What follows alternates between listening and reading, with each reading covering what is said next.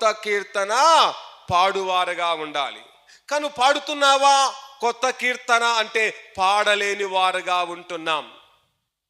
కనుక దేవుని సన్నిధికి వస్తాం, కీర్తన పాడలేని మగవారి వలె ఉంటాం. నోరుండి కూడా మగవారి వలె మనము ఉండిపోతూ ఉన్నాం. అలా ఉండక నువ్వు దేవుని సన్నిధికి వచ్చిన తర్వాత, దేవుని యొక్క ఆలయానికి వచ్చిన తర్వాత నువ్వు మౌనంగా ఉండక దేవుని గురించి కొత్త కీర్తన పాడాలి. కీర్తన పాడుతూ దేవుని మనము స్తుతించే వారముగా ఉండాలి. దేవుని స్తుతించడం నీ జీవితానికి ఎంతో అవసరం.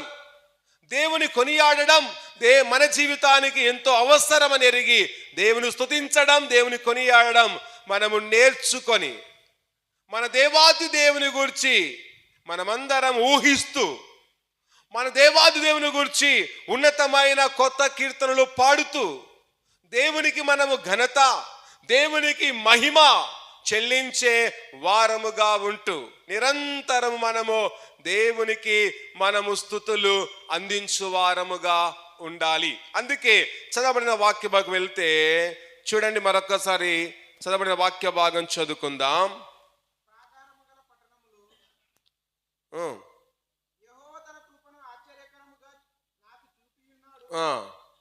ఆయన స్తుతినందును గాక.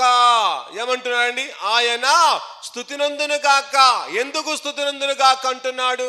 దేవుడు తన ఆశ్చర్యకరమైన తన కృపను తనకు చూపినందుకు కీర్తనకాడు దేవుని స్తుతిస్తూ అంటున్నాడు. ఏమంటున్నాడండి?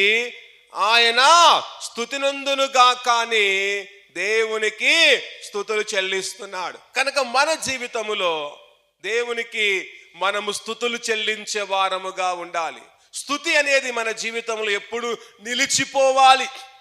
స్తుతి అనేది మన జీవితంలో ఎప్పుడు ఉండిపోయేదిగా ఉండాలి. స్తుతి అనేది నోటిలో ఎప్పుడు ఉండిపోయేదిగా ఉంటూ మన నోటితో, హృదయముతో దేవుని ఎంతగానో మనము స్తుతించేవారు.